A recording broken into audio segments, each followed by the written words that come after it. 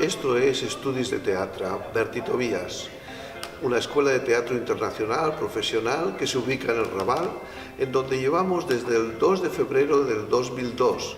Es una escuela dedicada al teatro de creación, a lo que llamamos en la profesión el teatro físico. Es una escuela profesional donde personas de todo el mundo interesadas en el teatro, con una experiencia previa, llegan aquí y hay un encuentro de donde han de salir esos frutos que luego veremos en el escenario. No solamente es para actores, sino también para aquellos que les interesa la escritura en el teatro, para aquellos que les interesa la plástica, la danza o el movimiento. Es una escuela muy abierta a este momento donde el teatro y las otras artes confluyen.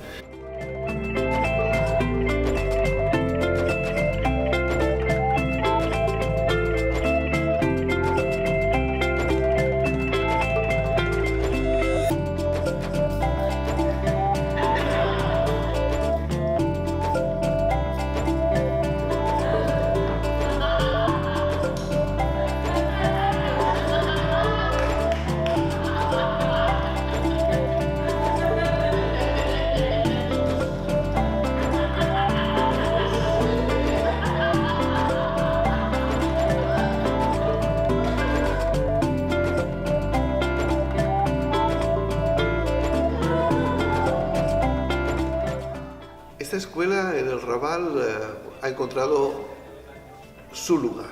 Estamos rodeados de gente dedicada al teatro, como es la Sala Fénix o Almacén, o aquí en el Paralelo, el Apolo o el Victoria, en lo que sería el núcleo del teatro en la ciudad condal.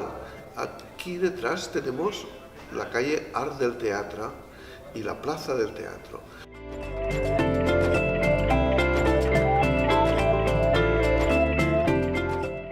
En este lugar estaba la criolla. Por aquí llegó gente como Lorca, como Dalí, como Jean Genet, a quien está dedicado una plaza aquí cerca. En los años 30 este lugar era muy especial y ahora quiere seguir siéndolo.